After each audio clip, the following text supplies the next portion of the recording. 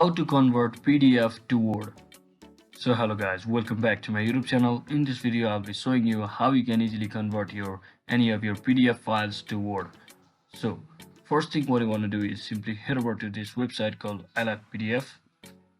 So once inside here, just click on this option called PDF to Word. It's pretty much easy. You just have to select your PDF file from your browser, your file explorer. So let me just select any of the PDF file just like this and just click on continue to convert to Word. And you can also now apply OCR. So I will just, for now, I don't need OCR. So I'll just skip it and just click on download from over here.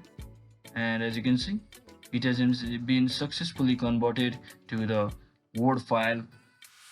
So that is exactly how you can easily convert your PDF file into Word file. So hope this video was helpful guys. If it was, don't forget to like and subscribe to the channel. See you on the next one.